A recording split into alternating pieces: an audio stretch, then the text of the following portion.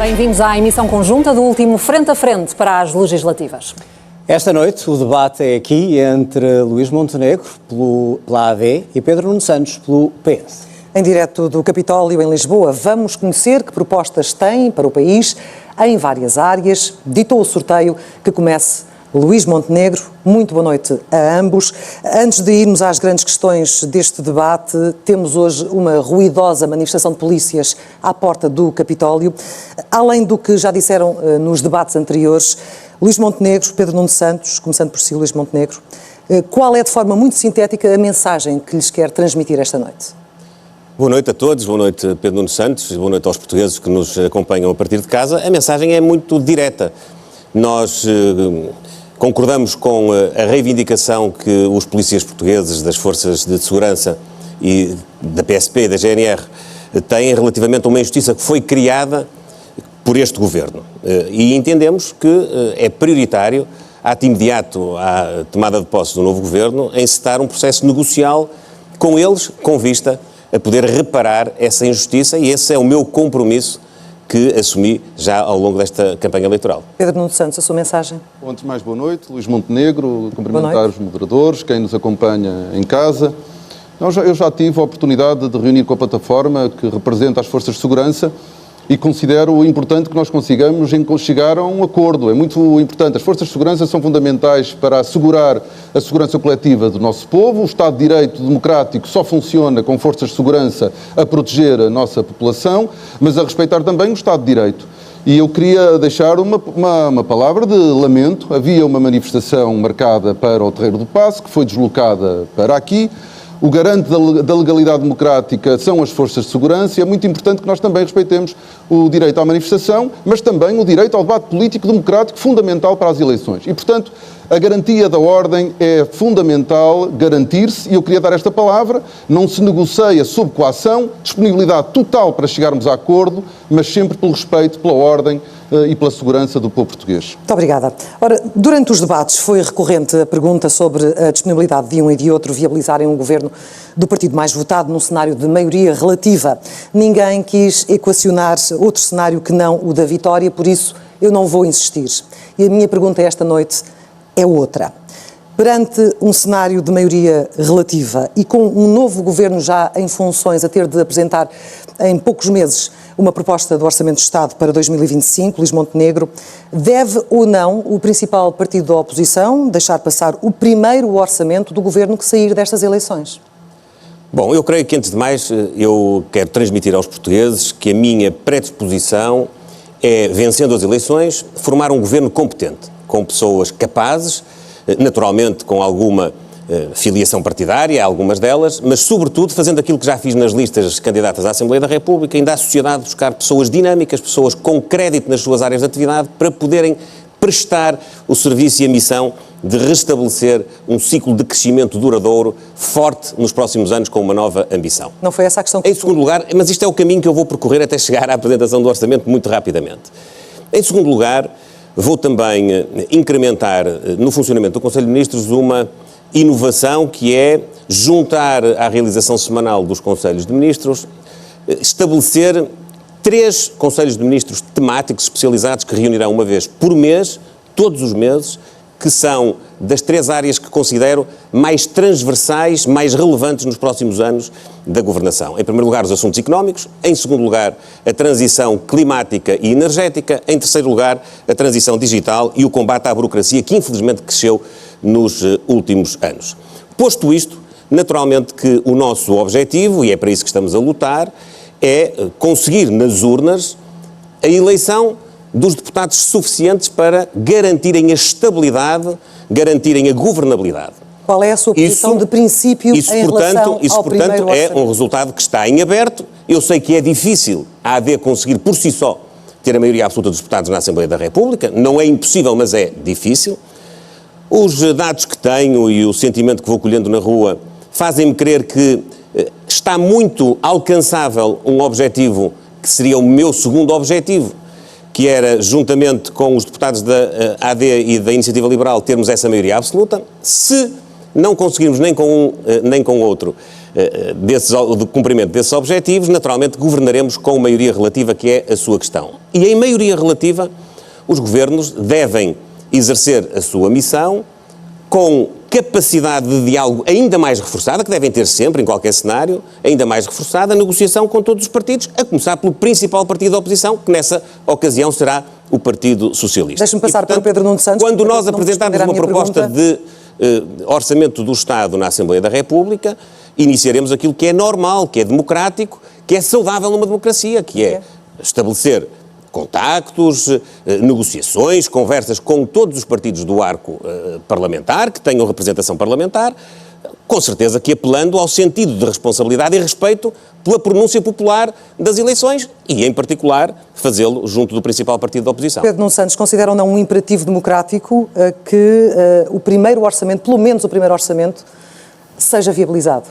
Eu peço desculpa, o tabu mantém-se, porque todos nós desejamos a vitória, o Partido Socialista também está a trabalhar para ganhar estas eleições e tem essa confiança. Do lado da direita em Portugal, nós temos assistido a uma incapacidade do PSD de liderar a direita e nós temos assistido a uma grande bagunça, aliás, isso foi claro nos debates. O mesmo não aconteceu entre diferentes partidos à esquerda, que foram capazes de pensar, discutir propostas, sempre com urbanidade, mas não vou fugir à questão. Há desde logo um momento importante e eu quero aqui deixar claro que o Partido Socialista, se não ganhar, e é para isso que nós estamos a trabalhar, mas por humildade democrática, as eleições são no dia 10 de março, tudo pode acontecer e queria deixar desde já claro que o Partido Socialista não apresentará uma moção de rejeição, nem viabilizará nenhuma moção de rejeição se houver uma vitória da AD, que nós esperamos sinceramente que nunca aconteça. Relativamente aos orçamentos, acho que o pior serviço que nós poderíamos prestar à nossa democracia era nós fazermos aqui um negócio sobre um documento que não é conhecido. Aliás, era um péssimo serviço que prestávamos à democracia. Haveria alguém, neste momento, a abrir uma garrafa de champanhe em casa se nós fechássemos aqui um acordo para orçamentos que não conhecemos. Nem me parece que o líder do PSD esteja em condições de assegurar que aprovará um orçamento de Estado do Partido Socialista. Nem em nome da estabilidade. Bom, a estabilidade, ela depende também das soluções. E nós, na realidade, temos visões muito diferentes. Eu vi o líder do PSD apontar o dedo a André Ventura e dizer que tinha um programa de 25 mil milhões de euros. Ou o programa do PSD, em perda de receita e despesa acumulada em 4 anos, são de 23,5 mil milhões de euros. E, portanto, 7 mil milhões de euros está no nosso cenário macroeconómico. Não, em velocidade cruzeiro, só que em 4 anos perdem 23,5 mil milhões de euros. É verdade, eu posso depois mostrar-lhe as contas. Não é não. E, portanto, orçamentos com aventura fiscal, com irresponsabilidade orçamental, que iniciem um caminho para o definhamento do SNS, dificilmente terão, como devem compreender, o voto favorável do Partido Socialista. Estabilidade é nós garantirmos estabilidade na vida das pessoas, estabilidade na economia, estabilidade na vida social. E nós achamos que isso não será nunca possível com um governo liderado por Luís Montenegro. Mas há abertura para alguns entendimentos. Deixem-me só fazer um comentário àquilo que disse o Pedro Nuno Santos, porque é manifestamente contraditório com a opinião que ele teve, por exemplo, recentemente, relativamente às condições de início do mandato de um novo governo. Não se vai votar um programa de governo cá, como sabe, doutor. E deixe-me dizer-lhe o seguinte. Em primeiro lugar, os Açores ensinaram-nos que o Partido Socialista tem uma boa capacidade de negociação e de união com o Chega e com a Iniciativa Liberal, porque só juntando-se a eles é que derrubou o governo. Só juntando-se a eles é que derrubou o governo, precisamente, deixe-me já agora lembrar-lhe, Pedro Nuno Santos, precisamente numa altura em que estava em causa a aprovação do Orçamento Regional para o último ano da legislatura. Quando o Partido Socialista ganhou as eleições em 2020, deixe-me acabar, se faz favor. Eles aliaram-se ao Chega para formar governo. E, portanto, com a vitória do PS. Eu gostaria de colocar uma última questão que é importante para todos. O Partido Socialista tem aqui dois pesos e duas medidas e era importante perceber o que é que está na motivação do Pedro Nuno Santos, que ainda por cima teve uma intromissão direta, porque deu uma opinião pública, precisamente, no sentido do Partido Socialista inviabilizar a constituição do governo Terão ao longo deste debate possibilidade. Eu quero encerrar apenas este momento com uma questão muito importante, Pedro Nuno Santos, peço-lhe desculpa. Não há tabu nenhum. Não há, porque aqui foi-lhe perguntado diretamente o que faria se o Partido Socialista vencer as eleições. E continua a fugir. Já teve 1 minuto em silêncio num debate e aqui, de forma redonda, continua a fugir à resposta. Eu estou concentrado em ganhar as eleições. Humildade democrática. Estou concentrado em conseguir esclarecer as pessoas pessoas para Ficamos sem saber. de mudança, Ficamos sem já saber. agora que possa Luís precisamente Montenegro. fazer o inverso daquilo que disse, que é evitar o definhamento, a deterioração do Serviço Nacional de Saúde, que foi aquilo que vocês fizeram nos últimos anos, O PSD e que possa quer dar uma exigir ao nova PS esperança que não está disponível aos para portugueses. garantir Não, ao deixe-me PS. dizer, Meus senhores, já deixe-me vamos aos vários Deixe-me- temas da saúde, Deixe-me dizer. da educação. Luís Montenegro, por favor, peço também respeito aqui a minha posição, porque eu tenho que fechar esta questão aqui ao nível da governabilidade e de entendimentos futuros e muito rapidamente para passarmos a outros temas. Sabemos que têm posições sobre o futuro da TAP muito diferentes, não é sobre isso que eu vos vou colocar a próxima questão. Quero saber apenas, em relação à localização do futuro aeroporto, é uma decisão que exige consenso com o maior partido da oposição, sim ou não, há ou não abertura para isso? Luís Montenegro e depois Pedro Nuno Santos. É uma bela questão. Aliás, foi com esse espírito que eu próprio e o Partido Social Democrata acabámos por salvar o Dr. Pedro Nuno Santos, o Partido Socialista e o Governo de uma atrapalhada em que se envolveram precisamente nesse campo. Quando, em julho de 2022, assumi a plenitude da minha função como Presidente do PSD, fui confrontado com uma situação que foi muito invulgar. O Ministro das Infraestruturas, que tutelava a área das infraestruturas aeroportuárias, decidiu, no Diário da República, tomar uma posição absolutamente contrária e à revelia mesmo do Primeiro-Ministro.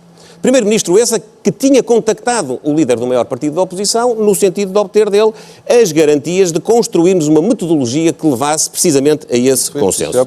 O Dr. Pedro Nuno Santos terá agora a ocasião de justificar porque é que tomou aquela posição e de explicar aos portugueses como é que, sendo ministro, não teve respeito pelo funcionamento do Governo, não partilhou a sua decisão com os outros membros do Governo, Há não partilhou ou não inclusivamente com o consenso, Primeiro-Ministro. há ou não Não sei se vai ser com este espírito consenso. que se propõe liderar o Luís Governo. Montenegro, E deixe-me dizer uma outra coisa que os portugueses devem saber. Eu tenho de equilibrar. Não, mas devem saber, Há deixe-me ou só não dizer. necessidade de consenso.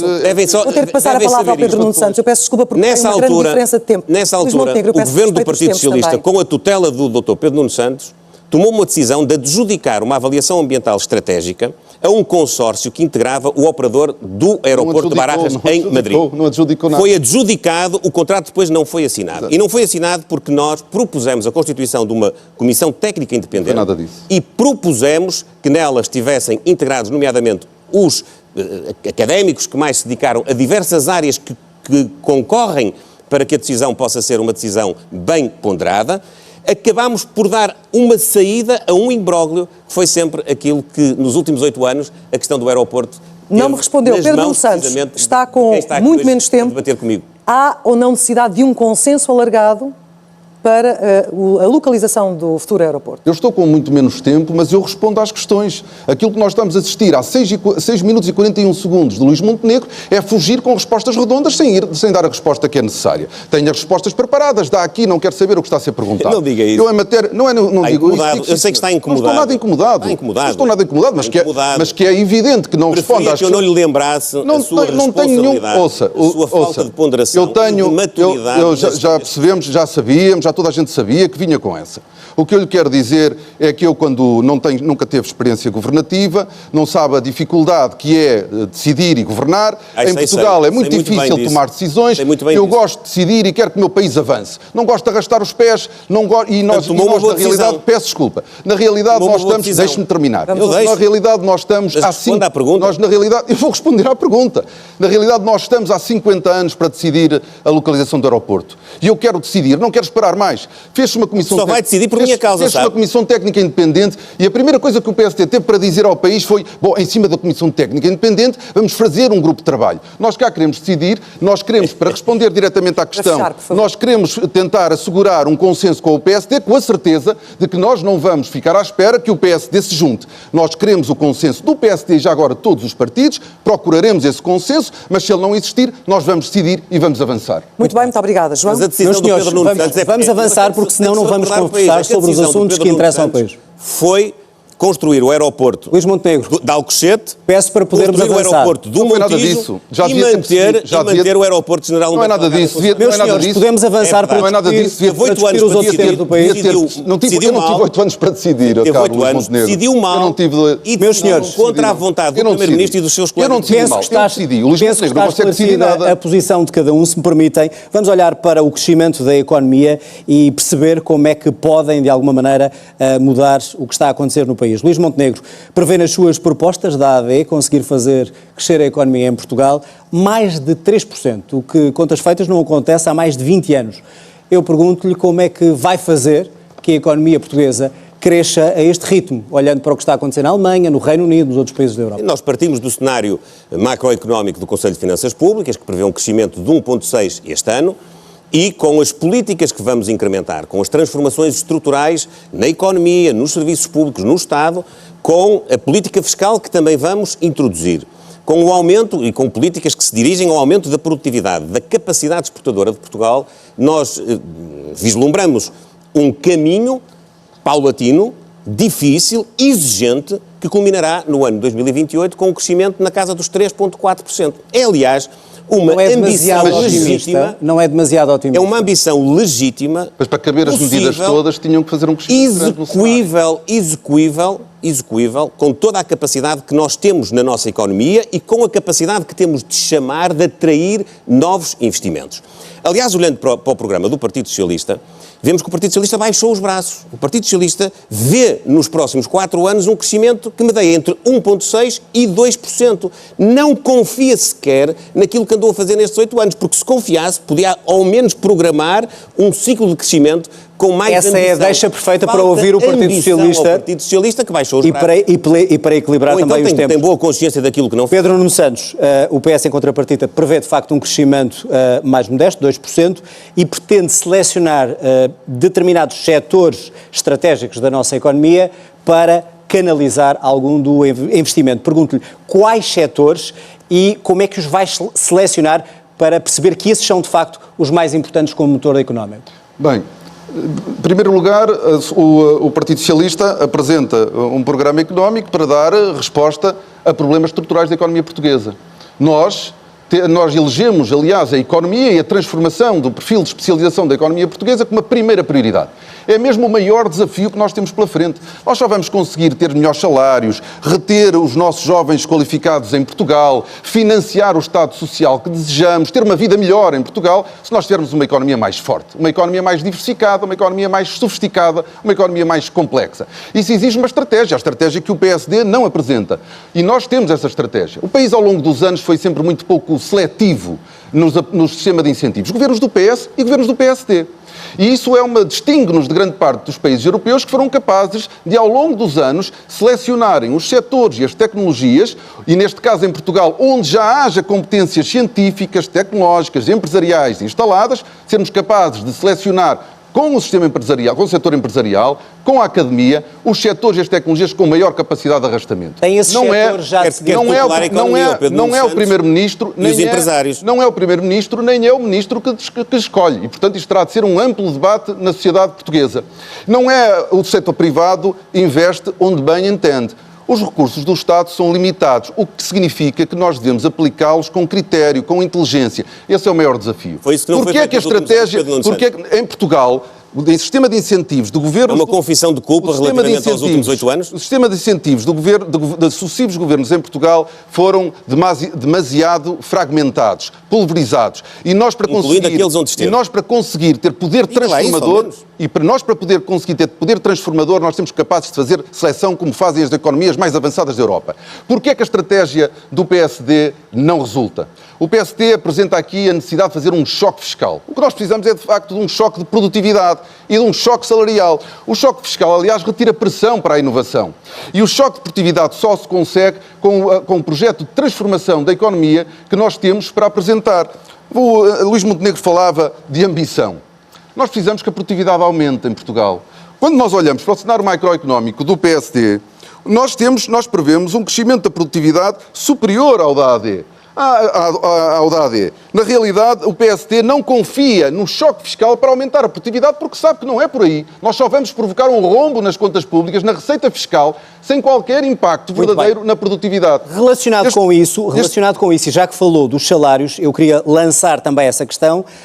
Como sabem, há cada vez mais salários médios perto do salário mínimo. Ao longo dos debates falaram muito do salário mínimo e interessa-me aqui, concretamente, e peço que sejam cirúrgicos nisso, o salário médio. Como é que a AD, Luís Montenegro, quer chegar a um salário médio de 1.750 euros? Como é que isso se faz? É confiar no mercado? precisamente alavancado num crescimento económico mais ambicioso, na transformação da nossa economia, no aumento da nossa produtividade, no aumento da nossa possibilidade e da nossa capacidade exportadora, atraindo investimento, tendo uma política fiscal mais agressiva para que as grandes empresas possam vir investir em Portugal e não escolham, como têm escolhido, os países do leste da Europa para canalizar os seus investimentos. Como é que se chega a esse reforma número? fiscal, Como é que se chega a esse número? a reforma fiscal é um ponto de política económica, não é um ponto de receita fiscal. O Partido Socialista vê os impostos apenas para arrecadar receita. Tem hoje uma visão financeira dos impostos. Nós temos uma visão de política económica. Eu vou-lhe até dizer uma coisa que se calhar o Pedro Nuno não sabe. O Pedro Nuno Santos está aqui a escamotear, por exemplo, que nos últimos 2 anos, já prevendo bater o recorde, porque o recorde bateram todos os anos em termos de carga fiscal, nos últimos 2 anos, prevendo o crescimento da receita fiscal, foram cobrados a mais, em cima da taxa de crescimento, mais 6 mil milhões de euros de impostos. Já vamos aos impostos. Eu queria focar no salário. Não há primeiro. espaço para baixar a capacidade Já vamos aos impostos. Já vamos aos impostos. Quero ouvir a opinião também de Pedro Nuno Santos sobre o salário médio.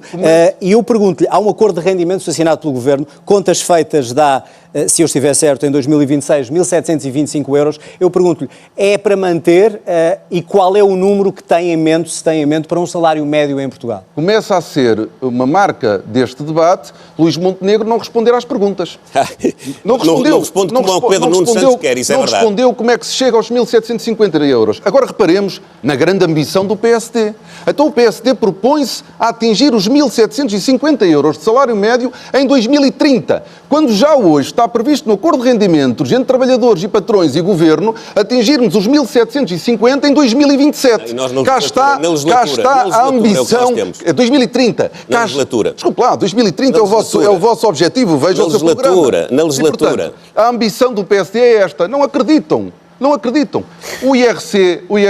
Já vamos aos impostos. Qual é a sua ambição para o salário médio? Nós queremos que o salário médio continue a aumentar e acho que nós devemos, está previsto no acordo de rendimentos, atingir os 1.750 euros em 2027, não em 2030, como deseja o PSD, e acho que há condições para nós podermos rever o acordo de rendimentos e sermos mais ambiciosos, obviamente, em negociação e em concertação com trabalhadores e empresários devemos procurar. Porque, ao contrário daquilo que o PSD está sempre a dizer, de que o país está desgraçado, Portugal foi a terceira economia que cresceu mais em 2022. A terceira, não foi na média.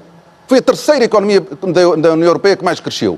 No último trimestre foi a primeira economia que mais cresceu na União Europeia. Há um caminho que foi sendo feito e que nós queremos continuar a fazer. Então, afinal, a política económica estava bem ou estava mal? Não, nós podemos fazer mais. E o que eu quero é que o país faça mais. Mas estava bem ou estava mal? Há muita coisa que estava bem, algumas coisas estavam mal. E é por isso que Convinha reconhecer que uma delas é esta. Uma delas é a nossa carga fiscal em taxa efetiva de IRC. Já vamos à carga fiscal. Luís Montenegro, já vamos à carga fiscal. Para encerrar os salários. A Chequia ou a Eslovénia, que Luís Montenegro, já vamos aos impostos. Nós estamos a crescer mais. Estamos a falar de salário. A primeira economia a crescer mais. Para encerrar a questão dos salários, e a pergunta é para os dois, Luís Montenegro, que palavra tem para dizer aos funcionários públicos em termos de aumentos salariais? Muito concreto, e é para os dois. Nós todos os anos atualizaremos, de acordo com a inflação, os salários da administração pública e temos no nosso cenário orçamental reservada metade da despesa que alocamos precisamente à atualização de salários para, em cima da atualização da inflação, podermos ter valorizações de carreiras específicas. Ainda há pouco falámos de uma que se vai tornar necessária nas forças de segurança e também a valorização de um sistema de premiar o mérito, o desempenho, dando prémios de produtividade a quem tem melhor desempenho. Pedro Nuno Santos, rapidamente, para a função pública, o que é que, em termos de salários, podem esperar? Avançou-se nestes anos, mas é preciso continuar a avançar. Nós precisamos de uma administração pública qualificada e precisamos ter a capacidade para reter, para recrutar, e isso vê-se em vários setores, na docência, na área da saúde, em várias áreas da administração pública. O Estado precisa de melhorar, de valorizar as carreiras, de valorizar e dignificar os trabalhadores do Estado. Isso implica negociação. sendo que há um acordo de rendimentos que se aplica ao setor privado e que se aplica ao setor público e que nós queremos cumprir, mas na medida da capacidade financeira e orçamental do Estado e no quadro das negociações nós podemos continuar a avançar. Fica claro. Temos que encerrar este segmento. Dizer-lhe que a nossa disponibilidade é de valorizações de 4%, sendo que esses 4% serão distribuídos por estes 3 segmentos que falei. Está claro. Vamos aos impostos. Não temos muito tempo, que eu tenho que passar para o segmento seguinte. Luís Montenegro, descida de IRS. Pergunto-lhe muito concretamente, já falaram ambos sobre isso, quando é que será feita essa redução e se vai rever os escalões já este ano, se for eleito Primeiro-Ministro? Na primeira oportunidade, o nosso objetivo é atuar de 3 formas. Em primeiro lugar, baixando as taxas do IRS até o 8º escalão, com maior incidência sobre a classe média. Em segundo lugar, ter um IRS dirigido especificamente aos jovens até aos 35 anos, que passarão a ter uma taxa máxima de 15%. E em terceiro lugar, isentando de IRS, de contribuições e de impostos, os prémios de produtividade até ao valor de um vencimento mensal. Pedro Nuno Santos diz que quer reduzir também o IRS na classe média. Eu pergunto-lhe o que é que entende por classe média, para percebermos que portugueses, se o PS formar o governo, ficarão com uma redução de IRS. Em primeiro lugar, aquilo que o PSD propõe é uma aventura fiscal que merece ser discutida, porque nós estamos a falar de um rombo acumulado nas contas públicas só de impostos de 16.500... Não é verdade, 3 mil milhões de euros em sede de IRS. 16,5 mil milhões de euros de impacto de rombo nas contas públicas. 3 mil milhões de euros em sede de IRS. E 500 milhões de IRC. 5 mil. 500 milhões de IRC. 5 mil milhões. E mais 500 milhões, 5 mil milhões em velocidade cruzeiro. De produtividade. 5 mil milhões em velocidade cruzeiro. A perda acumulada em 4 anos são 16,5 Não é verdade mil isso. milhões. Isso não é verdade. É verdade. Tem que fazer as contas. Devia, aliás, ter feito. O Pedro Nuno Santos é economista, não é? É economista. Impõe-se a um primeiro-ministro a capacidade de fazer contas. O efeito da descida do IRS é imputado ao ano em que se verifica. Sim, mas repete-se. Não se repete, não. Repete-se. A partir daí a taxa funciona naturalmente. Peço desculpa. Funciona naturalmente. Peço desculpa. Se retira 1.000 milhões de euros, retira num ano e nos anos seguintes essa perda mantém. E nos anos seguintes fazemos orçamentos com as taxas. Está sempre a tentar dizer que eu sou impreparado. Aqui, com toda a clareza, mostrou a sua impreparação para governar o país. Olha que é capaz de fazer ricochete não sabe e, apesar fazer de ser contas. economista, ter aqui cometido um deslize maior, sabe? Já agora vai-me responder à pergunta ou não? O impacto em velocidade cruzeiro são 5 mil milhões de euros por ano. Não é verdade. Em uns 4 anos, como elas não são tomadas todas no primeiro ano, o impacto acumulado é 16. Não é verdade. Depois eu dou-lhe as contas, tanto não é verdade. para não continuarmos... Nós até podíamos ter feito esta diminuição o ano passado. O ano passado vocês... Está a contar o meu tempo. Estão a contar os dois. Pedro Nuno Santos, quer-me responder à pergunta que eu lhe fiz? Mais de 2 mil milhões de euros em impostos. Bom, nós fizemos... Classe média, o que é que nós já onde fizemos, é que será a redução? Bom, desde logo há o compromisso de atualizar todos os anos os limites dos escalões de acordo com a taxa de inflação. Depois, naquilo que for possível, nós iremos mais longe, nós iremos mais longe, se for possível, dado o crescimento económico e a margem financeira que nós tivermos. Nós não podemos estar sistematicamente a fazer promessas eleitorais com o objetivo de conseguir votos e depois amanhã termos um problema sério em mãos.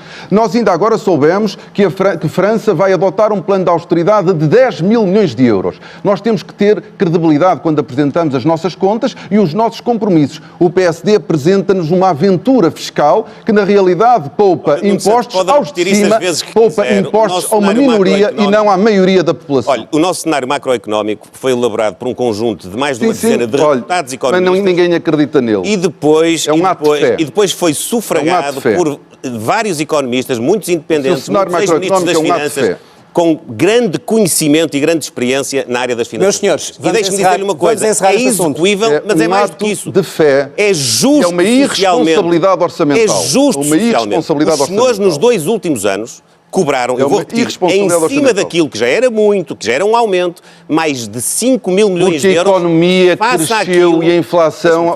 Faça aquilo. Meus senhores, um de cada vez e temos que encerrar. Temos que estar preparado para governar um país. Estou preparadíssimo. Claro, mas não parece. Dr. Pedro Nuno Santos, estou preparadíssimo. O Pedro Nuno Santos é que esteve mal como ministro. Não parece. Não estive. Fará como primeiro-ministro. Não estive. Tenho resultados. Esteve muito mal. Vamos avançar para o próximo... Habitação, infraestruturas. E é precisamente por aí que vamos falar de habitação. Deixem-me só falar de habitação, senão não vamos ter tempo para o resto dos fiscal não é nenhuma aventura. O nosso plano uma aventura, é simultaneamente uma irresponsabilidade um ato mesmo. de sensibilidade social Nunca vai conseguir cumprir. E de incremento económico. Os impostos elevados que o Partido Socialista trouxe a Portugal, o Partido Socialista tem uma voracidade fiscal completa, nunca está satisfeito. Qual voracidade? Para concluir, foram Luís Montenegro, e são hoje um bloqueio ao crescimento económico. Qual bloqueio? Olha, o investimento direto estrangeiro é hoje 70% do PIB. São um bloqueio do ponto de vista dos rendimentos do trabalho, porque os nossos profissionais estão a procurar oportunidades no estrangeiro porque não têm aqui... E ficou clara a visão de cada um em relação às formas de pôr o país a crescer. Do ponto de vista Meus senhores, empresarial, este tema está nós não encerrado. estamos a Vamos atrair um avançar. investimento que podíamos estar a aproveitar neste Luís momento, Montenegro, porque estamos vamos a perder avançar na para a competição habitação. com os Vamos avançar países para a habitação. que concorrem Estamos a connosco. crescer mais. Crescemos, A habitação somos é o país que por cresceu sinal. mais. É das principais Uma outra preocupações área onde a dos fiscalidade portugueses, está a é ser das muito principais penalizadora preocupações para as dos portugueses. Levou milhares de pessoas à rua em protesto. Vamos falar das vossas soluções para a crise da habitação. Pedro Nuno Santos, as sucessivas metas que o Governo anunciou para aumentar o número de casas do Estado não foram cumpridas. Isso é uma falha que lhe apontam enquanto foi Ministro da Habitação. Tem salientado que não se constroem casas de um dia para o outro, que isso leva tempo. Ora, se leva tempo, porque é que o Partido Socialista mantém o foco da solução no aumento da oferta pública? Bom, antes de mais, essa não é a única resposta. Quero dizer que em matéria de habitação não há balas de prata. Este é um problema europeu para todos os países da Europa, com governos de esquerda e com governos de direita. Quem promete balas de prata está a enganar as pessoas. Ao longo dos anos nós vamos adotando medidas.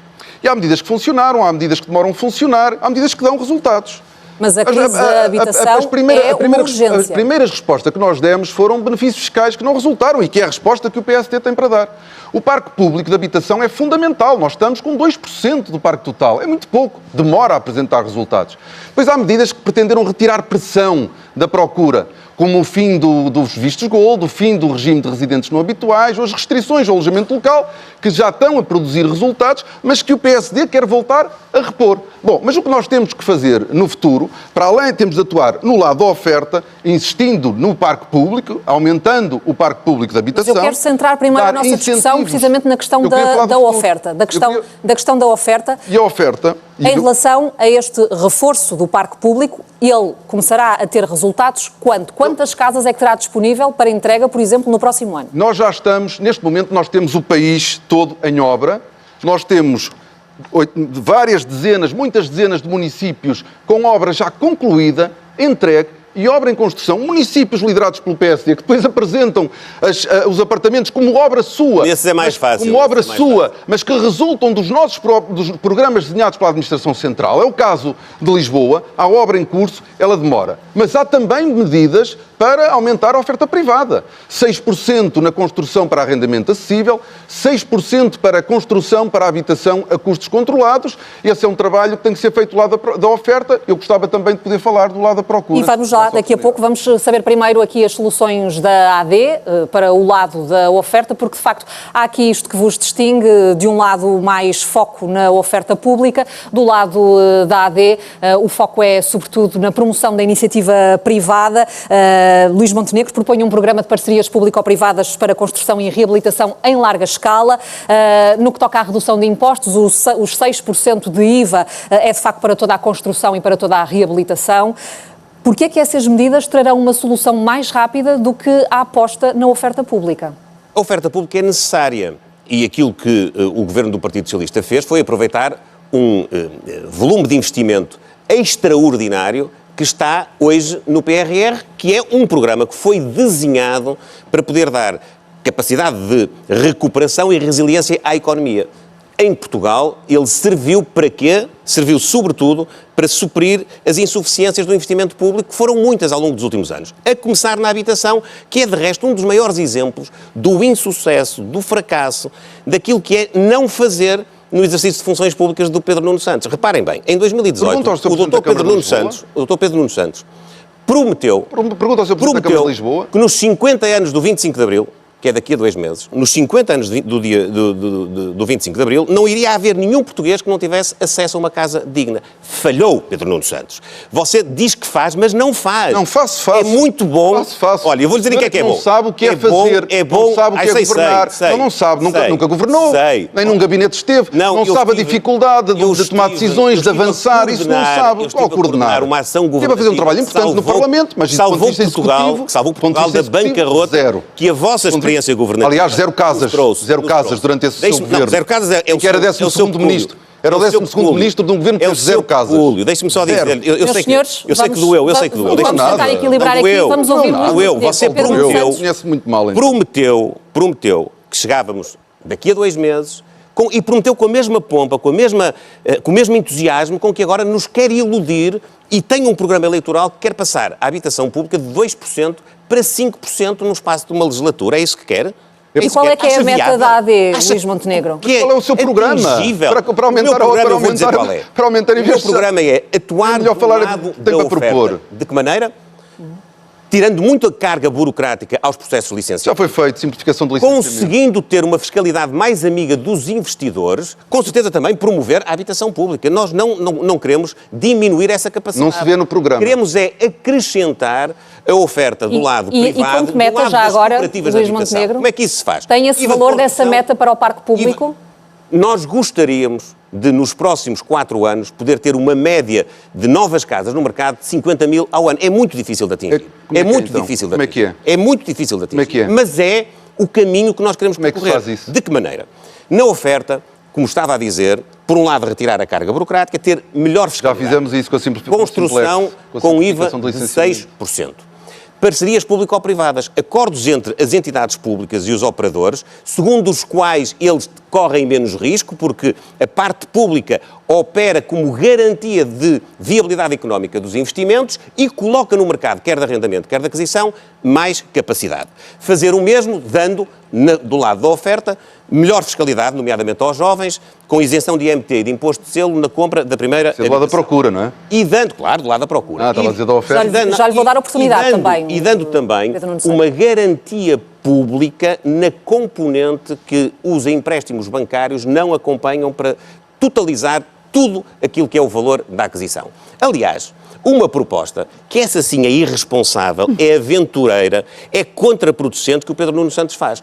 Querendo ir, como veio muitas vezes, ao encontro daquilo que são as capacidades de iniciativa política do PSD, veio então dizer, bom, se o PSD, a AD, propõe uma garantia pública de 15% ou de 20% do valor do empréstimo, eu vou já oferecer 100%. Não é verdade isso. Interpretou mal. Não é verdade. Então vamos ouvir Pedro Nuno Santos. Está escrito no seu programa, é isso. Não é garantia, não diz garantia 100% em lado nenhum. Isso tem duas consequências. Isso tem duas consequências. Tem uma consequência no preço, porque naturalmente dá uma segurança tal a quem promove investimentos imobiliários que se vai refletir no preço, e tem um outro inconveniente, que é a possibilidade de termos crédito mal parado, cuja responsabilidade terá de ser assumida na totalidade. Há ou não aqui um risco maior para o Estado de ficar com todos estes créditos mal parados com esta medida? Em primeiro lugar, do lado da procura, no arrendamento, alterar a fórmula de atualização da... Posso? Pode, mas responda primeiro, por favor, a esta medida em concreto de apoio à compra de casa. Eu, como sou disciplinado, vou responder primeiro à pergunta, mas não quero deixar nenhuma por... Era nesse seguimento não quero deixar nenhuma, mas depois queria ir às outras questões. Ninguém falou em garantia total, falamos numa garantia e que depois terá de ser modelada. Não é para todos, não é para todas as casas, e portanto essa é uma medida que terá que ser modelada. Mas não é nada depois vê-se. Então diga. Terá de ser construída. Diga já. Agora Nós dizemos... Peço desculpa. Está a ver que eu decido não peço nada de desculpa, eu quero é que me deixe falar. Eu decido mais rapidamente que você, está a ver? Não decido nada, e decido mal. Eu vou lhe dizer porque é que decido mal. Então diga. O Banco de Portugal faz uma recomendação de apenas concessão de crédito à habitação em 80%. O que é que o PSD diz? Bom, nós vamos garantir os 20% da entrada. Mas quem é que vai dar os outros 20%? Tem que ser um empréstimo. Se não é o Estado a emprestar, é um banco. Só que isso é contornar a regra macroprudencial que o Banco de Portugal recomendou a todos os bancos. E, portanto, era importante que o PSD aqui explicasse, está a garantir o quê? Quando a recomendação do Banco de Portugal a todos os bancos, que aliás os bancos estão, na sua generalidade, a cumprir, é que os créditos à habitação seja só de 80%, para que quem peça o crédito tenha uma parte para proteger o futuro política pública, meu caro. Não é política pública a intervir para dar às pessoas uma acessibilidade que elas não têm. Está a contornar uma regra macroprudencial do Banco de Portugal. É para isso que servem as políticas públicas. Ouça. Senão o mercado resolvia tudo. Ouça. Nem parece socialista. Não, ouça, há uma regra liberal. Ouça, há uma regra macroprudencial definida pelo Banco de Portugal. De acordo com as garantias tradicionais. Esta é uma garantia excepcional. Recomenda que só se empreste 80%. Claro, porque esta garantia não existe. O que o PSD está a dizer, não é garantia, estou a falar de empréstimo. O que o PSD está a dizer... Mas é por causa das garantias, Pedro Nuno Santos. O que o PSD está a dizer... Não é. É para que haja um esforço também de quem pede o crédito. Esse é o objetivo. E aquilo que o PSD está a dizer é que... É para não haver incumprimento. Aquilo que o PSD está a dizer é que, alguns, pode-se ir buscar os outros 20% é para não haver incumprimento. Que o Banco de Portugal quer que as pessoas entrem com a entrada. E, portanto, o PSD tem que explicar Nem melhor... parece que tutelou a habitação. Tem que explicar melhor esta... E para concluirmos a questão de habitação, vamos então às rendas. Muito rapidamente, o Pedro Nuno Santos dizia e lembrava que tem no programa essa medida, sugere uma nova fórmula de cálculo das rendas, que tenha em conta também a evolução dos salários. Que diferença é que isso fará? Bom, obviamente, se já tivéssemos hoje uma fórmula de atualização que não tivesse apenas em consideração a inflação, tivesse também em consideração a evolução dos salários, nós teríamos uma atualização das rendas no início deste ano inferior àquela que tivemos. Mas isso seria prejudicar os senhorios. Mas nós temos que encontrar um equilíbrio. Os senhorios também só conseguem continuar a ter inquilinos se os inquilinos puderem pagar a sua renda. Não há senhorios sem inquilinos, é verdade, mas também não há inquilinos sem senhorios e, portanto, as duas partes... Não é Pedro Nuno Santos ter os senhorios a fazer o papel social do Estado? Temos que encontrar um equilíbrio. As rendas tiveram um crescimento brutal nos últimos anos. Aquilo que se está a pedir é que a forma de atualização tenha estas duas preocupações, inflação e evolução salarial. Mas deixe-me só terminar. O Porta 65 hoje tem um teto às rendas, o que impede que muitas casas sejam elegíveis no programa e por isso ele só chega a 28 mil jovens. Nós queremos tirar esse teto para que mais casas possam entrar no programa, tendo apenas o limite ao apoio prestado. E permitir também que a dedução em sede IRS com despesas com arrendamento passem de 600 euros para 800 euros. Muito bem.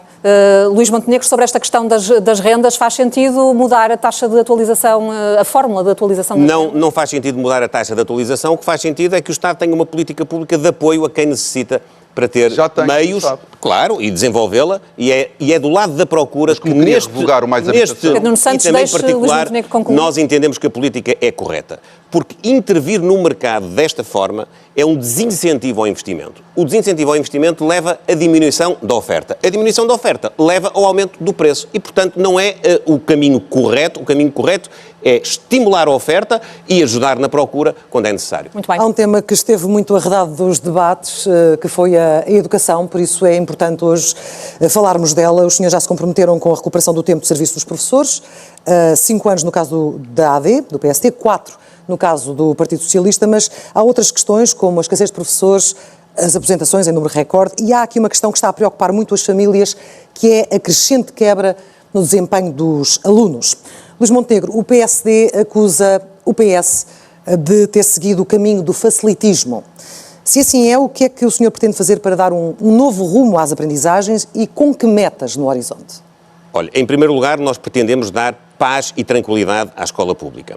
E para isso, nós propusemos em setembro, quando não havia eleições marcadas, a recuperação integral do tempo de serviço dos professores, precisamente para valorizar a carreira docente. Nós, entre 2020 e 2030, teremos cerca de 50 mil saídas de professores da escola pública. Nós temos até ao final desta década de recrutar cerca de 35 mil novos professores e nós só conseguiremos recrutar e reter professores na escola se a carreira for atrativa. Depois temos um plano de recuperação de aprendizagens que, simultaneamente com o reforço dos mecanismos de avaliação, e nomeadamente com a introdução das provas de aferição no final dos ciclos, no 4º ano e no 6º ano, a matemática e a português, e de forma rotativa a uma terceira disciplina, pretendemos dar mais exigência e, ao mesmo tempo, mais capacidade de recuperar aquilo que, entretanto, foi perdido, e foi perdido por causa da pandemia inicialmente, e depois por causa, precisamente, da instabilidade na escola e da falta de professores na escola pública. Pretendemos, igualmente, estimular muito o ensino profissional. Deixe-me, entretanto, fazer uma outra reflexão que é muito interessante, até olhando para uma notícia que saiu hoje, que é esta. Nós, em Portugal, temos hoje 25% dos alunos do secundário a frequentar escolas privadas. 1 em cada 4 alunos em idade de frequentar o ensino secundário frequenta uma escola privada. Diz-se-ia logo, imediatamente, que isso favorece quem tem mais dinheiro e desfavorece, naturalmente, quem não tem essa condição. É verdade, é um primeiro impacto. Mas há mais. E este mais tem a ver com uma realidade familiar que integra pais e avós que estão hoje a dar muito daquilo que são as suas poupanças, que é a sua capacidade de endividamento, para permitir que os seus filhos e os seus netos possam aceder a uma resposta mais exigente, com mais qualidade, e até, mesmo frequentando a escola pública, possam ter acesso a mecanismos de compensação, como as explicações. É por isso que hoje sai uma notícia em que o endividamento das famílias quadruplica face a 2015, sobretudo direcionado para as despesas que as famílias têm na saúde e na educação. Ora, para um partido e um defensor da esquerda, um projeto socialista, comunista e bloquista entre ajuda partidária, a juntar àquilo que aconteceu na saúde, que foi um favorecimento completo do setor privado nos últimos anos, aquilo que está acontecendo na educação é uma desvalorização da escola pública, penalizando todas as famílias, mas em especial aquelas que têm menos... Já iremos falar da saúde, mas antes perguntar ao Pedro Nuno Santos se o PS de Pedro Nuno Santos, defendendo uma escola pública de qualidade, admite, por exemplo, recuperar os exames do final do primeiro e do segundo ciclos que o governo de António Costa aboliu. Eu pelo que percebi, Clara, são provas de aferição, não são exames... Com caminho para podermos depois reduzir a avaliação. Nós obviamente que não vamos obviamente repor aquilo que abolimos, mas o PSD o que tem são provas de aferição no final dos ciclos. Nós temos a meio dos ciclos para fazer a avaliação das aprendizagens. Mas, mais uma vez, porque vai passando a ideia de que Luís Montenegro está preparado e não está, porque Luís Montenegro falou agora em 20 e tal % de alunos no ensino secundário. É verdade. Nós precisamos de estudar um bocadinho para sabermos o que é que são esses 20 e tal %. O que é que acontece no ensino secundário?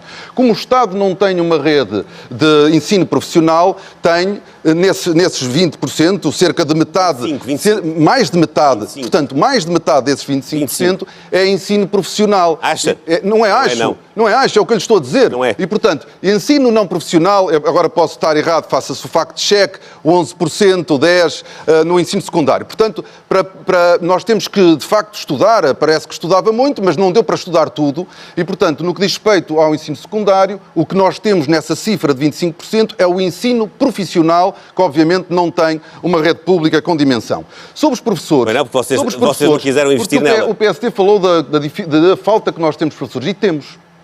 Saíram entre 2011 e 2015 28 mil professores, foram convidados, houve rescisões amigáveis, quase convidados a sair, 28 mil foram embora. Não, convidados não foram. Entre 2011 e 2015. Mas não faltavam professores nas escolas. E nós, entretanto, já recuperamos estes 28 mil, mas faltam.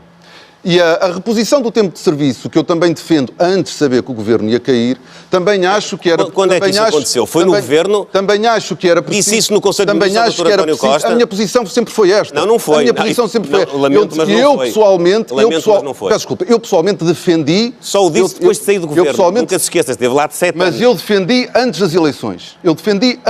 Depois de sair do governo. Mas defendi antes das eleições, como o senhor disse, antes das eleições. Falávamos há pouco do desempenho dos alunos. Estava lá dentro. Temos relatórios nacionais e internacionais a dar destaque a essa quebra de desempenho. Há, nomeadamente, por exemplo, 5% dos alunos do 5º ano de escolaridade são só 5% que não têm nenhuma dificuldade na leitura. E há inversão são da trajetória do abandono. São dados preocupantes, são dados que muitos professores consideram desastrosos. Pedro Nuno Santos, e assim está tudo bem, não há nada a mudar para melhorar o desempenho também dos alunos nas escolas, ao nível dos currículos? Paulo, está tudo bem? Claro que não. Agora não podemos, ainda agora estava a ouvir o abandono escolar, lembrei-me do abandono escolar. O abandono escolar caiu de 13,7% para 8% em 2023. E pode buscar os anos anteriores. O objetivo da União Europeia era 9% em 2030. Agora, sobre aquilo... Bom, mas é um ano, não dá para tirar daí nenhuma tendência, a tendência da descida. Quebrou a tendência. A tendência vem de 2006, a tendência como sabe, ou deve saber, vem desde 2006. Bom, o que é que nós precisamos de fazer? Para além da reposição do tempo integral de serviço, nós temos que aumentar os escalões de entrada para tornar a profissão mais atrativa para os professores e depois nós temos que fazer mais como? do que isso. Nós temos que fazer mais do que isso. Como tornar a profissão mais atrativa? Aumentando os escalões de entrada, os primeiros escalões. Nós temos que os aumentar. para conseguirmos com que a profissão à entrada seja também já mais atrativa do que aquilo que ela é neste momento. Depois nós precisamos de fazer testes de diagnóstico aos nossos alunos que frequentaram o primeiro e o segundo ciclo durante a pandemia e definir planos personalizados de recuperação das aprendizagens. Temos que garantir aos alunos do ensino secundário com a ação social apoio especializado, vulgo explicações para os alunos com maiores dificuldades. E temos de ter uma política integrada para os alunos estrangeiros, designadamente ao nível do ensino português, não como língua não materna. Depois, do ponto de vista transversal, garantir a gratuitidade do pré-escolar. Garantir das creches, do pré-escolar, de todo o ensino em Portugal. Aí tem uma posição coincidente. E terminando, dizendo, e tornar obrigatório o ensino pré-escolar a partir dos 4 anos. Porquê? Porque é um dos maiores preditores do sucesso escolar ao longo do percurso escolar.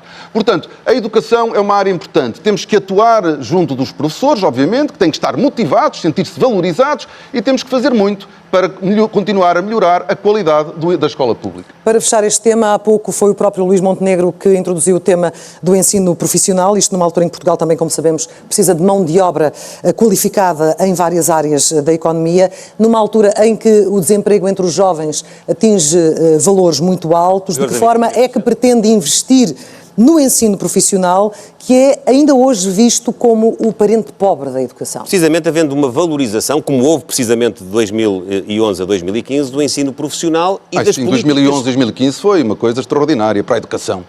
Olha, essa de facto, sabe que no início dos anos, foi das melhores que eu ouvi em todo este debate. Sabe que no início dos 2011 a 2015 foi extraordinário. Sabe que no início dos anos escolares não havia o que há hoje, que é 100 mil alunos não terem professor, pelo menos 28 mil professores foram embora. Sabe que hoje, no dia em que estamos a debater, há mais de 30 mil alunos que ainda não têm professor a uma disciplina. Que não traz Pedro Passos Coelho à campanha, nem o convidou para a convenção da AD. Vamos tentar que as pessoas em casa ouçam os argumentos de cada um sem se interromperem tanto, de facto, que nós pudéssemos ter ao nosso lado os ex-líderes. E eu terei na campanha eleitoral. Eu também, com orgulho. Portanto, o engenheiro Sócrates virá naturalmente para Ericeira também reforçar. É verdade, ou não é? Não é verdade? Não é verdade? Centrando. Tem vergonha? Tem vergonha? Não tenho vergonha da história do Partido Socialista. Não, é que eu ainda me lembro do Agora, quem não convidou, em 2011 a gritar pelo engenheiro Sócrates a dizer que ele era o melhor primeiro-ministro do futuro, aliás, num estilo parecido. Quem não convidou Pedro Passos Coelho para a convenção da AD foi o Luís Montenegro, isso foi público. E convidou o engenheiro Sócrates para o seu congresso? Todos os líderes do PS são convidados. O engenheiro José Sócrates já não é militante do Partido Socialista. Mas, senhores, o debate é muito interessante. Não é estamos a falar sobre educação, temos que fechar este segmento. O debate é muito interessante, mas não é para aqui agora. Sobre o ensino profissional, ele valoriza uma forma governativa muito diferente daquela que é preconizada. Para encerrar, por favor, foque-se no ensino profissional. Nós entendemos que é estratégico apostar no ensino profissional e que as políticas públicas devem estimulá-lo e devem criar também a sua própria rede de ensino, criando a sua própria rede de ensino profissional, exatamente aquilo que é necessário e, obviamente, apoiando as escolas que hoje têm essa capacidade. Quero também acrescentar que é para nós fundamental, do ponto de vista estrutural, que haja um acesso universal e gratuito, quer às creches, quer ao pré-escolar, de tal maneira que propusemos inclusivamente a sua inscrição como desígnio na Constituição. Muito obrigada a ambos. João? Vamos avançar para a saúde, uma das grandes preocupações dos portugueses. Pedro Nuno Santos, antes de falarmos das grandes alterações, coincidem ambos de que o Serviço Nacional de Saúde é muito importante. A minha pergunta é se não é necessário um plano de emergência já para a saúde para fazer face ao que vimos nas urgências e no acesso a uma simples consulta ou uma cirurgia. João, eu antes de mais, eu discordo, Muito bem, estamos aqui discordo do preâmbulo da sua questão. Não é um problema? Não é relativamente essa parte. Que é de nós termos o mesmo nível de preocupação com o SNS. Vamos ver a diferença. Quando isso não é mesmo de todo verdade. Eu tenho mais um bocadinho. O SNS tem problemas e ninguém os esconde. Nós não podemos ignorar que o SNS hoje produz mais do que produzia em 2015. Mais consultas, mais cirurgias, atende mais episódios de urgência. E ao contrário daquilo que o líder do PSD disse ontem num debate, foi uma das não-verdades que já tem dito nesta campanha, não houve desinvestimento na saúde, houve sim um aumento do investimento. O que é que acontece? Porquê é que apesar deste investimento, porquê é que apesar do SNS produzir mais, nós temos problemas? Nós temos o lado bom um dos lados bons do SNS e destes 50 anos de democracia foi que o povo português pode viver mais anos. E isso é bom, mas isso tem consequências no SNS. E, infelizmente, ao longo das últimas décadas, nós não planeámos o SNS para dar resposta a uma população envelhecida. Não foi só o governo do PS, os governos do PS, os governos do PSD. Ao longo dos anos, nós devíamos ter feito mais e estamos a pagar essa falta de planeamento. E, portanto, o SNS está sob tensão.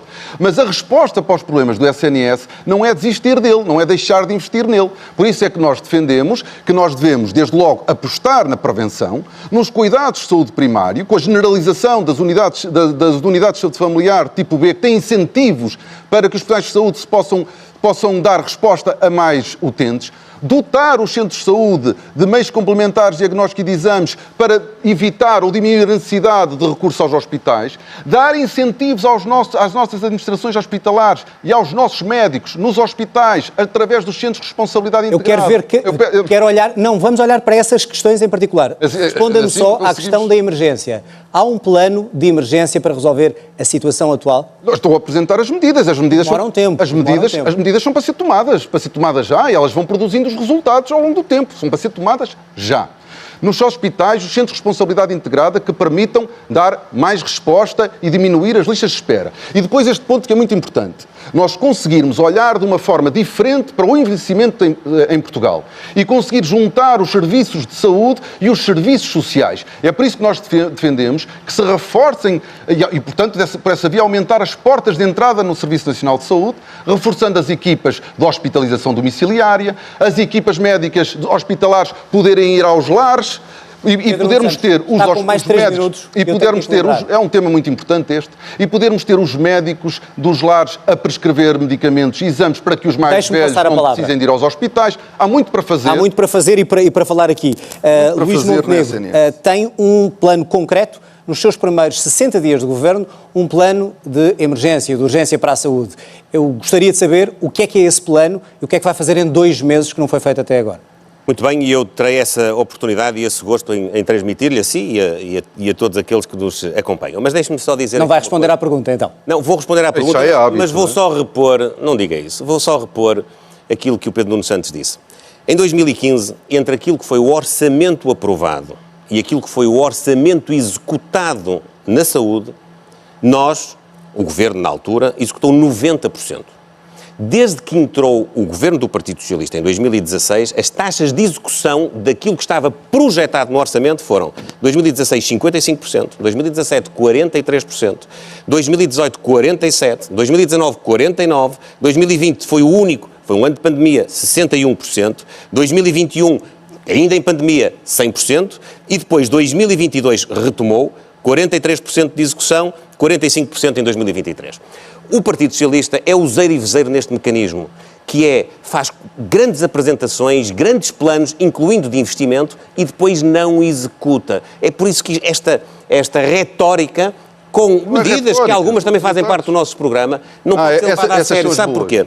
As pessoas em casa questionam-se assim, mas se isto foi tudo feito nestes anos, se estes números, o Partido Socialista hoje está exatamente no polo contrário daquilo que era a altura do engenheiro Guterres. O engenheiro Guterres costumava dizer-nos a nós, na altura, que as pessoas não são números, são pessoas. O Partido Socialista hoje vê as pessoas como números. Não é verdade. Isso era o Luís Montenegro, quando dizia que o país estava bem, as pessoas é que não. Toda a resposta do Pedro Nuno Santos são números. E os números, o que é que... E perante essa situação, qual é o seu plano de emergência mais para o futuro? Pessoas sem médico de família e dizem-nos que há cada vez mais pessoas em listas de espera. Qual é a sua solução? Plano de emergência, qual é a sua solução? Em 60 dias, o que é que visa? Visa, em primeiro lugar, reorganizar a rede de urgências, dando especial prioridade às urgências de obstetrícia e de pediatria. Aquelas que têm sofrido mais e que têm colocado as mães portuguesas em situação muito difícil, quer aquelas que vão às urgências, quer aquelas que antecipam poder ir. Garantir uma consulta de doença aguda em 5 dias nos centros de saúde. Criar o gestor do doente crónico, que é, por assim dizer, aquele superutilizador das urgências, uma pessoa que vai muitas vezes e que repete muitas vezes episódios de urgências e que deve merecer um tratamento especializado. Assegurar o cumprimento dos tempos máximos de espera para cirurgias e também para consultas. E no exato momento em que o tempo máximo de resposta garantido for ultrapassado, dar automaticamente ao utente um voucher, um vale, para que ele possa ir à procura de uma resposta noutra unidade de saúde, no setor privado, no setor social. Há, só que não está a acontecer este procedimento automático, embora a lei prescreva prazos consoante as várias patologias, os doentes estão a esperar em cima da espera do tempo de resposta máximo garantido. E, finalmente, garantir também a todos uma resposta de medicina familiar até ao final do ano de 2025. Uma teimosia do Partido Socialista, que apresentou o objetivo de dar um médico de família a todos, como sempre com pompa e circunstância. Hoje nós temos quase 700 mil pessoas do que tínhamos em 2015. E os senhores vão conseguir isso em quanto tempo? Já agora assumar um compromisso. Eu já disse até ao final de 2025, é a minha intenção. Acho que é atingível mais cedo, mas também tem que ser prudente. Acho que dentro de recrutar mais médicos que não estão hoje no Serviço Nacional de Saúde, dentro do apoio que pode ser dado, quer pelo setor social, quer pelo setor privado... Muito bem, é essas duas áreas que eu quero ver discutida entre os dois. Em Cascais, tem que equilibrar. Sim, já vamos falar disso. Para isso é preciso médicos, é preciso enfermeiros, é preciso outros profissionais de saúde. Como sabem, nos últimos anos saíram cerca de 10 mil profissionais, uns reformaram-se, outros foram para o privado. Eu pergunto como é que tencionam resolver esse problema de escassez de profissionais de saúde. Pedro Nuno Santos. Desde logo nós temos que formar mais médicos e não haja a menor dúvida sobre isso. Nós estamos também hoje a pagar decisões antigas de diminuição de vagas nas faculdades de medicina. Portanto, nós temos um problema. Não vale a pena, não é só a incapacidade do SNS reter e recrutar. Há de facto falta. Agora, o SNS tem que oferecer melhores condições. E esse é um trabalho que já foi iniciado e que nós queremos concluir. Conseguir ter condições para que mais médicos possam vir para o SNS. O PSD criou a ideia, a ilusão, de que há aí uma capacidade excedentária no setor privado de saúde. Isto é como se nos grandes grupos privados, na CUF e na Luz, houvesse salas de consulta, salas de cirurgia por utilizar e médicos e enfermeiros sentados à espera de utentes. Só que não é assim. E, portanto, a única coisa que acontecerá com as propostas que o PSD tem para o SNS é desnatar, descapitalizar o SNS, dando mais receita ao setor privado para contratar e para retirar mais médicos e mais profissionais de saúde ao Serviço Nacional de Saúde. Essa é a resposta que... Portanto, como é que fixa? Com melhores salários e mais vagas de medicina? Nós, com a capacidade financeira que o Estado tiver, nós queremos investir nos nossos hospitais, nos nossos centros de saúde. É que há um problema com o voucher consulta ou com o cheque consulta, como lhe quiser chamar. É como é que controla a partir da primeira consulta, a segunda consulta, os exames que depois vão ser feitos no privado. Quando nós nos colocamos nas mãos de terceiros, temos mais dificuldade em gerir os recursos públicos. Por isso é que nós preferimos investir no SNS. Bom, já vamos falar da questão do investimento. Eu quero uma resposta concreta sobre como fixar profissionais na saúde, quer médicos, quer enfermeiros, quer auxiliares. Dando-lhes naturalmente um regime remuneratório e dando-lhes também condições de trabalho e uma perspectiva de valorização e progressão na carreira diferente daquela que foi a política do Partido Socialista. Há suficiente em Portugal ou é preciso novos cursos de medicina, de enfermagem? Temos de ter essa capacidade, temos de ter também uma interação com os outros setores. Deixe-me só dizer o seguinte, porque foi sob a liderança do Partido Socialista no Governo que foram inaugurados em Portugal, nos últimos anos, 32 hospitais privados. 32 hospitais privados. Sabe quantos é que foram inaugurados públicos? Sabe fazer o diagnóstico? Zero. É muito bonito o Pedro Nuno Santos, com a sua preparação, vir dizer ao país, temos que investir, temos que salvaguardar o Serviço Nacional de Saúde. Mas porquê é que não fizeram? Porquê é que 8 anos depois não inauguraram uma única unidade hospitalar e porquê é que 8 anos depois o setor privado... São mais 4.400 milhões de euros. 8 anos depois, 3 milhões e 300 mil portugueses, para além de pagarem os seus impostos, pagam um seguro de saúde para poder ter a resposta que não têm no Serviço Nacional de Saúde. Em cima dos quais há mais de 1 milhão que têm ADSE e outras dezenas de milhares que têm... Quer isso dizer que se o senhor for Primeiro-Ministro, as PPP voltam, por exemplo, para Braga ou Loures? Mas é uma pergunta muito concreta. Claro que sim. E os mecanismos de gestão que valorizam uma melhor gestão dos recursos públicos e que valorizam um serviço de maior qualidade, como era o caso das PPPs, que o Partido Socialista acabou, O Partido Socialista não acabou. Acabou. Está enganado, mais uma vez. Acabou, claro que acabou. Não quiseram renovar. Não quiseram renovar. Não renovou. Os privados não quiseram renovar. Porquê? Porque o Partido Não é Socialista... que acabou. O Partido Socialista não teve capacidade de Está-se a habituar demasiado a dizer coisas que não são verdades. Pedro Nuno Santos, o Partido Socialista, não acabou o Partido com os PPPs. Socialista não quis continuar com as parcerias público-privadas. Não, os privados já quiseram por mais. causa dos seus complexos ideológicos Não foi nada e dos disso. seus parceiros de governação nada nos disso. últimos anos. E não só fez isso como fez em todo o Serviço Nacional de Saúde, esta diabolização do setor privado e do setor social, quando vocês Nós são os recorremos maiores ao privado.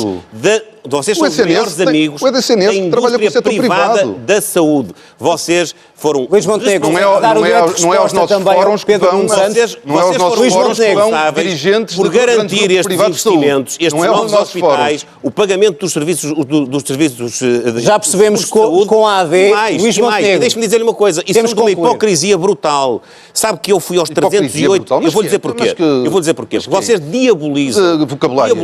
diabolizam a complementaridade do setor social Não diabolizamos e do setor nada, privado. desculpa lá. Diabolizam. Estão sempre a dizer, o PSD quer desnatar o Serviço Nacional de Saúde quando nós queremos É o caminho, que ele seja o caminho a é base. esse. O caminho é Mas esse. queremos que ele funcione em complementaridade com os outros setores. Vocês fazem funciona isso. hoje. Mas eu fui aos 300 Luís Montenegro, concluir o seu raciocínio que tem que passar a Não há nenhum palavra. centro de saúde em Portugal, não há nenhuma unidade hospitalar em Portugal que funcione Muito bem, sem vou passar a palavra complementaridade Pedro do Nuno setor Santos. privado. A questão Não há. dos privados, e pergunto-lhe, já disse várias vezes que não tem dogma e que se houver algum ensinamento a ter para uma gestão pública, terá esse modelo. Pergunto concretamente, que modelo dos privados poderá levar para os hospitais públicos e, se for necessário, se admite, por exemplo, o regresso de uma PPP num governo seu. Por exemplo, a Loures, como já ouvimos autarcas pedirem. Eu já tive a oportunidade de dizer que nós não temos dogmas, e tanto nós não temos dogmas em relação a trabalhar com privados, que hoje o SNS trabalha com o setor privado. Agora, perdoem-me, os recursos do Estado devem ser investidos, em primeiro lugar, no Serviço Nacional de Saúde, em melhorá-lo. Há muita coisa que não está bem. Nós temos resultados, mas nós não estamos satisfeitos. E nós queremos mais também no SNS. E queremos investir. E, portanto, não havendo nenhum dogma, mas havendo capacidade financeira, nós queremos investir no nosso Serviço Nacional de Saúde, nos nossos hospitais e nos nossos centros de saúde. E nós não queremos... O PSD diz que nós acusamos de desnatar. Obviamente que há um caminho que pode conduzir ao definhamento. Pelo contrário, é o reforço do Serviço Luís Nacional de Montenegro, quando o Rui Rocha aqui dizia que quer liberdade de escolha na saúde, e nós sabemos o que é que isso significa, tratar todos por igual, Luís Montenegro dizia, nós ainda não estamos nesse ponto, mas não excluo que nós possamos lá chegar. Em algumas Aliás, possibilidades, falou sempre de Sistema Nacional de Saúde. E na realidade nós sabemos o que é que isso quer dizer. Para nós, o esteio da resposta aos cuidados de saúde em Portugal é o Serviço Nacional de Saúde. Mas... é onde nós queremos investir. Tem problemas? Tem, sim, senhora. Não, mas a verdade é que foi o Serviço Nacional de Saúde que nos fez avançar. E nós queremos continuar a investir, Mas a melhorar. admite- Mas não fizeram isso. PPP, temos O problema é que não fizemos, fizeram isso. fizemos. O Mas só problema é queria que saber nunca se os admite, se portugueses... for necessário, uma PPP. Deixe-me só dizer... Sim ou não? Eu já lhe disse que não há dogmas, mas eu prefiro dar autonomia às nossas administrações hospitalares, porque Não eu sei o fez. que os hospitais públicos e as administrações dos hospitais públicos com maior autonomia farão um trabalho melhor do que qualquer PPP. Muito bem, meus senhores, temos que Nunca o avançar. Serviço Nacional de Saúde esteve na situação Temos em que que está. avançar. Nunca as pessoas esperaram tanto tempo à porta de uma urgência. Nunca as pessoas esperaram tanto por uma resposta em termos de consulta, Temos que em termos resolver de esses cirurgia. problemas, só que não é Nunca desistindo houve do tantos SNS. portugueses com falta de Não é médico de família. desistindo do SNS. Desculpe, mas isso é uma conversa Não é conversa, fiada. não. O senhor foi governante. Não é conversa, não. O senhor foi governante. Deveria conversa. ter utilizado a sua experiência precisamente para resolver estas questões. Devia ter utilizado a sua Não é influência no desistindo Conselho do de Ministros SNS. para poder estimular os seus parceiros de governo avançou-se, a darem soluções. produziu-se O SNS, mais. pelas suas mãos, Não está degrade, hoje num estado que nós precisamos de lhe não pegar degrade e o salvar. SNS. É verdade. Não degrade E já a só imagem do conseguimos fazer SNS. isso. Não contribua E para já isso. só Meus senhores, Não conseguimos contribua fazer para isso. isso. Vamos mudar de O tema. SNS foi a maior conquista e é ainda Valorizando hoje a os maior recursos conquista. humanos, os seus investimentos, sabe, as suas concluir, Luís políticas, Montenegro. nomeadamente do ponto de vista financeiro, de engavetar todos os grandes investimentos, não foram capazes. Nós, de 2011 a 2015, inaugurámos 7 novos hospitais. Os senhores de 2015 até 2024 inauguraram 0. Lá Os aumentámos senhores o dizem uma coisa, produz mais. inscrevem nos orçamentos, Ainda recentemente- fazem Meus lindos senhores, PowerPoints, vamos olhar fazem para lindas outras conferências de contas. imprensa e depois, Vamos no falar próximo ano, de a pensões. situação é agravar caminho- a acessibilidade o caminho não a é- todos os Está cidadãos. encerrado este e, em tema. particular, Vamos O falar caminho de não é- o caminho pensões. não é desviar recursos Vamos falar de públicos para o pensões. setor privado, para o negócio E não é privado. isso que nós fazemos, É sabe isso que querem. não é isso isso que nós É isso que fazemos. querem. Ainda lhe vou dizer outra coisa. Encerrou este tema. Ainda lhe vou Vamos dizer outra olhar para a coisa. população Vá falar mais com os administradores envelhecida. hospitalares e muitos deles vão lhe dizer, sabe o quê? Que muitas vezes, na contratualização Eu sei com o que é que setor dizem os privado e social, administradores conseguem ter Eu sei o que é que uma dizem os resposta hospitalares. garantida e a um preço mais baixo. Encerrou este tema. Vamos olhar para a Por isso é que eu defendo a população mais autonomia dos envelhecida. hospitais. É verdade. Vamos olhar para as vossas propostas para a faixa etária de maiores de 65 anos. Nos últimos anos, quer com o Partido Socialista no poder, quer com o PSD, houve mexidas nos rendimentos dos pensionistas. Luís Montenegro, as medidas que propõe, nomeadamente o aumento do complemento solidário para idosos, para que todos os pensionistas tenham um rendimento igual, um rendimento total igual ao salário mínimo nacional. Estas medidas, em concreto esta, é também uma forma de reconciliação e de reposição de justiça para com os pensionistas depois de cortes no passado? É, e eu assumo isso. E a expressão reconciliação não é nenhuma assunção de culpa, muito menos de vontade de penalizar as pessoas. Sabe, foi em 2010 que o engenheiro José Sócrates congelou as pensões, incluindo as mínimas. Foi em 2010 e 2011 que houve uma desvalorização de rendimentos e foi pela mão do Partido Socialista que primeiro chamou a Troika, que depois contratou com a Troika os termos dos empréstimos que foram necessários e dentro desses termos teve, eu diria, a ousadia, a insensibilidade de inscrever o corte das pensões. Foi o Partido Socialista que o fez. Como, aliás, fez em 2022, cortando 1.000 milhões de euros ao sistema de pensões, arrependendo-se em 2023 Continua. e corrigindo aquilo que já tinha está feito. a corrigir as suas declarações. Não estou nada. Tá. Pedro Nuno Santos. Tá.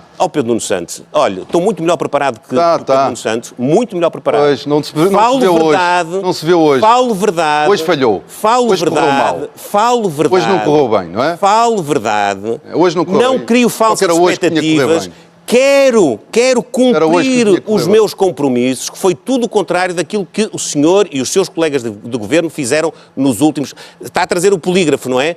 Sabe, está muito dependente dessas coisas. De quê? É uma política Da só... mentira? Não. Da mentira? Essa informação está errada. A minha afirmação governo é esta. cortou 1.000 No dia milhões de euros nas 5 de pensões. setembro de 2022, Diz que era assim respeitar o os mais doutor velhos. António Costa cortou o equivalente a meia pensão Não a há todos os pensionistas. nenhum pensionista que tenha perdido pensão. Nenhum. Decidiu. Um cêntimo. Ouça, está nervoso? Ouça. Não estou nada nervoso. Então ouça, não me interrompa. ouça. Custa-me é que insista na mentira, Mas não é? ouça, quer ouvir ou não? É que não é mentira. Não é mentira. Eu vou-lhe Então explicar. vamos esclarecer Eu ambos vou-lhe os lados. explicar. Luís No dia Montenegro 5 de primeiro para setembro, concluir essa ideia. O doutor António Costa retirou meia pensão a todos os pensionistas, decidiu atualizar Quanto? para 2024 Tirou as pensões em metade, repare, daquilo que era o critério que a lei prevê. E depois, em abril de 2023, recuou Em julho, e repôs a situação. Deixe-me só dizer-lhe... qual foi o Para concluir a ideia, o Luís corte foi de Montenegro, 1.000 por favor. milhões Onde é de que está euros. o corte? Foi de 1.000 milhões de euros. Quem é que sofreu um corte? Os pensionistas Só o sofreram pensionista? sofreram um corte pensionista? e depois uma reposição. A reposição só existe porque o corte existiu. Não se repõe aquilo que não se tirou. Doutor Pedro, Está enganado. não brinque com as palavras. Eu estou a brincar com as Nem palavras. brinque. Eu estou a brincar com as palavras. Do seu governo, do seu primeiro-ministro. Você estava no governo. Eu já Você leirei. é cúmplice dessa decisão. Eu já leirei. Você é cúmplice dessa Eu já decisão. leirei. Cortaram 1.000 milhões de euros. Para concluir a ideia, Luís Montenegro. Dito isto, é verdade que entre 2011 e 2015 foi pedido um esforço adicional aos pensionistas, em particular àqueles que tinham mais altos rendimentos. O que criou uma ideia de que nós tínhamos tido opção, nós não tivemos opção.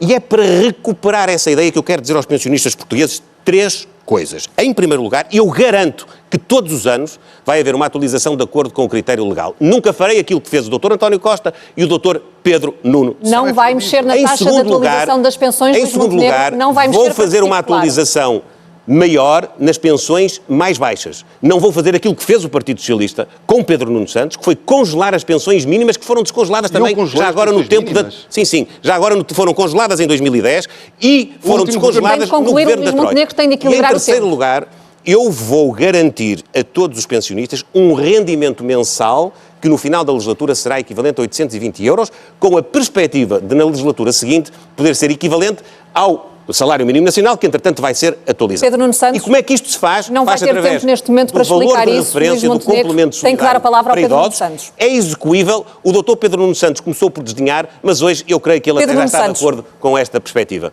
Eu peço imensa desculpa, mas quer dizer, eu quero estar sempre a pedir, não é? Mas quer dizer, mas verdadeiramente, nós não podemos estar sistematicamente a mentir em campanha eleitoral.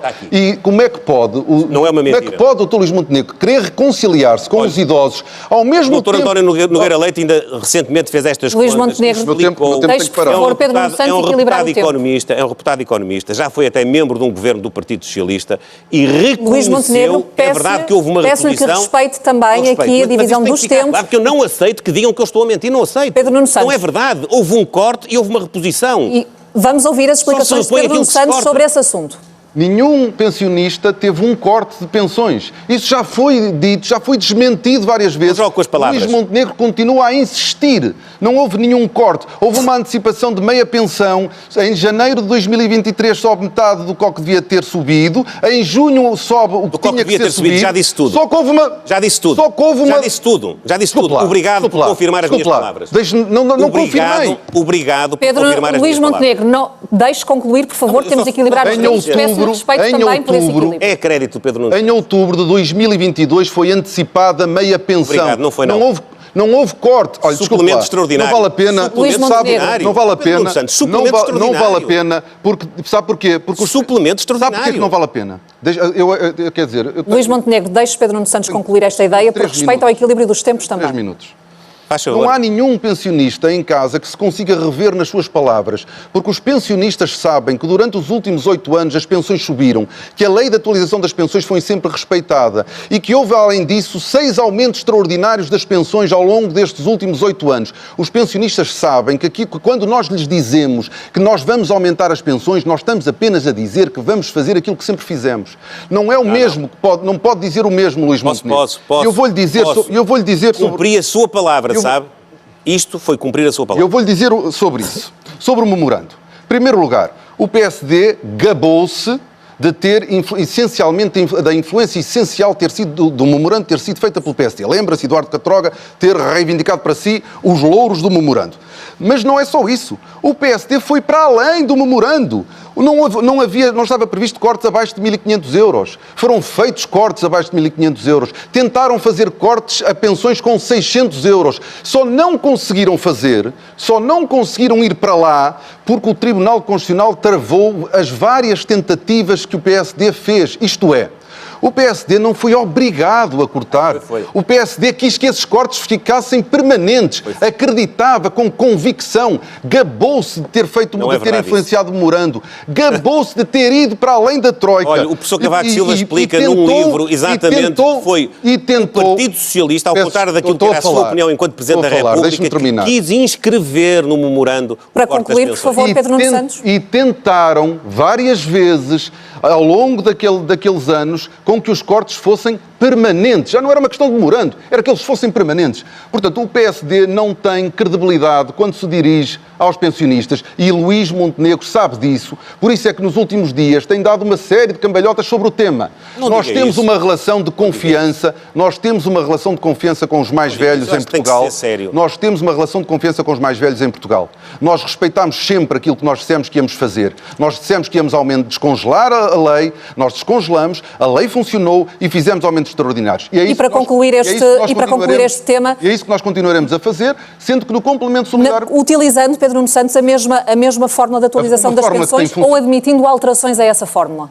Usando a mesma fórmula, mas garantindo que nos períodos de baixa inflação nós consigamos garantir aumentos às pensões mais baixas. Aliás, foi o que nós fomos fazendo ao longo dos últimos 8 anos e que nós temos que continuar a fazer. E quando houver picos de inflação, é para manter tal e qual essa fórmula? É para fórmula? respeitar a lei. O contrato que temos para com os pensionistas é para levar a sério. Uma última nota sobre o complemento solidário para idosos. Hoje é exigido aos nossos mais velhos que apresentem os rendimentos dos seus filhos para acederem ao complemento solidário para idosos. Não é sempre. Não é sempre, mas é em alguns escalões. Tem que estudar. E nós queremos remover essa exigência para todos os escalões, para que os mais velhos não fiquem dependentes dos rendimentos dos filhos, respeitando a independência, a autonomia dos nossos idosos, porque o Estado não deve regular a relação entre pais e filhos, deve respeitar os mais velhos. Está encerrado este tema. Muito obrigada. O nosso tempo chegou ao fim, mas tal como combinado, ditam as regras que haja 1 minuto final para cada um. Eu peço a ambos, encarecidamente, que seja 1 minuto limpo, sem interrupções. Começando por si, Luís Montenegro. Caras e caros portugueses, o dia 10 de março é um dia decisivo. Nós teremos 2 opções. Ou a AD e eu próprio, ou o Partido Socialista e Pedro Nuno Santos. O Partido Socialista e Pedro Nuno Santos que, enquanto ministro, mostrou tudo menos preparação. Não esteve preparado para resolver o problema do aeroporto, não esteve preparado para lidar com a questão da TAP, onde foram injetados 3.200 milhões de euros dos nossos impostos, e não esteve preparado também depois nas intromissões que teve na gestão, nomeadamente na fixação de uma indemnização a uma administradora, de que disse não se lembrar, mas que se lembrou entretanto. Este é a opção, uma opção que é um pouco confusa entre continuar ou querer ser diferente. Do nosso lado, o que é que nós temos? Temos ambição, temos o nosso programa, temos a nossa ideia de que é possível em Portugal alavancar um crescimento económico mais robusto e, através da criação de riqueza, ter políticas sociais que possam verdadeiramente corresponder à solução dos problemas que nós sabemos, eu sei, todos os dias vocês se confrontam. Na saúde, quando querem ter uma consulta, quando querem ter uma cirurgia, quando querem ter um atendimento numa urgência. Na escola, onde os vossos filhos e os vossos netos não têm professor a uma disciplina. No acesso à habitação.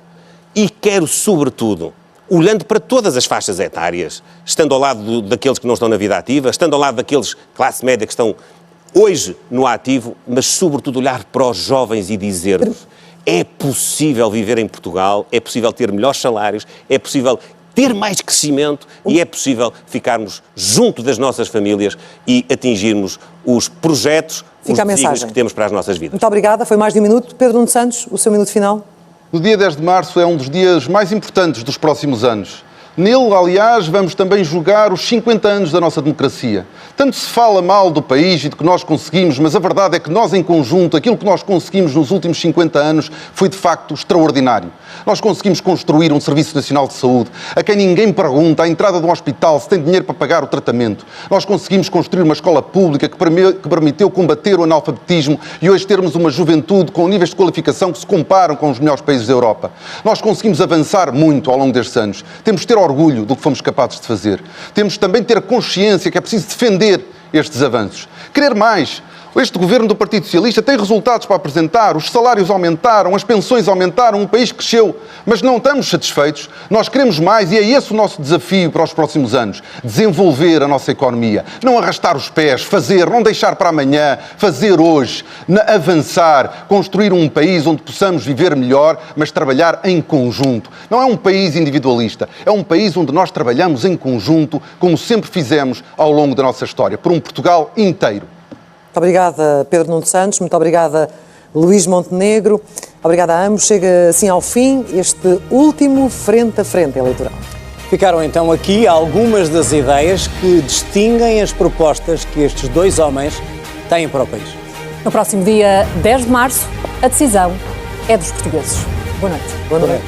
Boa noite.